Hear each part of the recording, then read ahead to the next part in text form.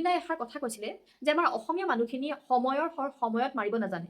যিখিনি সময়ত মাত মাতিব লাগে, যি সময়ত মানুহখিনি একত্ৰিত হ'ব লাগে, ওলাই আহিব লাগে, সেই সময়ত কেতিয়াও ওলাই নাহে। মনৰ আৱেগিক হয় আমাৰ অসমৰ মানুহখিনি, সেই আৱেগিকখিনি সঠিক পথত আমি ইউজ কৰিব নাজানো। সেই সময় যি সময় জুবিন দাৰ মৃত্যুৰ পিছত সকলো মানুহৰ আৱেগটোৱে ভৰপূৰ হৈ আছিলে, সেই সময়তে সকলো ওলাই আহি যদি হিমন্ত বিশ্ব শৰ্মা আৰু অসম চৰকাৰৰ আগত থিয় দিলেহেঁতেন যে আমাক জুবিন দাৰ ন্যায় অতি শীঘ্ৰে লাগে, তেতিয়া হিমন্ত বিশ্ব শৰ্মা বাধ্যত পৰি পেলাই কৰিবলগীয়া হ'লহেঁতেন। কিন্তু হিমন্ত বিশ্ব শৰ্মাই জুবিন গাৰ্গৰ মৃত্যুৰ সময়ত যে একত্ৰিত অসমখনক, বৰ অসমখনৰ সেই ঢৌটোক মানে ধূলিত কৰিবলৈ যে সক্ষম হ'ল, তাৰ আঁৰতো কিন্তু অসমৰ মানুহখিনিৰ আগত এটা সৰু সৰু কাহিনী প্ৰস্তুত কৰিলে, আৰু যাৰ ফলত জুবিন গাৰ্গৰ ন্যায় আৰু জুবিন গাৰ্গৰ মৃত্যুৰ পিছত হোৱা আৱেগখিনিৰ পৰা আঁতৰি লাহে লাহে সেইখিনিৰ মাজত মানুহখিনি বিজি হ'বলৈ ধৰিলে। গৌৰৱ গগৈ পাকিস্তানী লিংকৰ পৰা আদি কৰি বিকাশ অসমক গ্ৰেপ্তাৰ কৰা, ভিক্টৰ দাসক গ্ৰেপ্তাৰ কৰা, এনেকুৱা বিভিন্ন কাহিনী সৃষ্টি হৈছিলে। শিখা শৰ্মাৰ মাজতে এটা ঢৌ সৃষ্টি হ'ল। গতিকে সৰু সৰু কাহিনী মানুহ যদি আপোনালোকে ভালকে লক্ষ্য কৰে, তেতিয়াহ'লে আপোনালোকে গুৰুত্ব দিব। এই সকলোখিনি এখন নাটকহে আছিলে। কিন্তু এতিয়া গৌৰৱ গগৈ পাকিস্তানী লিংক ক'ত গ'ল?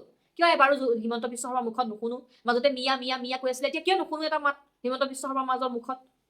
এতিয়া কি হৈছে, সেই বস্তুটোৰ পৰা আঁতৰি আহিলে বহুত মানুহখিনি। এতিয়া মানুহখিনিয়ে মাতিবলৈ কিবা ইচ্ছা নকৰা হ'ল। আজিকালি কিমান মাতি থাকিব একেকেইটা মানুহে?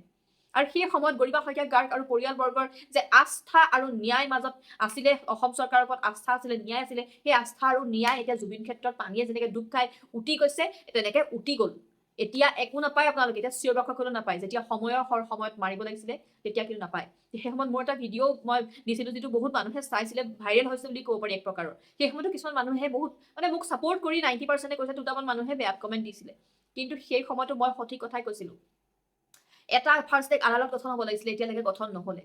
কিমান কাহিনী সৃষ্টি কৰি, কিমানটা প্লেনিং কৰি আমাৰ হিয়াৰ আমঠু যিজন মানুহে অসমৰ কাৰণে গোটেই জীৱনটো দি দিলে, অকণো 1% নিজৰ কথা নাই ভাবা মানুহ এজনে অসমৰ কাৰণে ইমান সৃষ্টি কৰি হাজাৰ মানুহ ক্ৰিয়েট হৈও সেই সিমানখিনি সৃষ্টি কৰিব নোৱাৰে।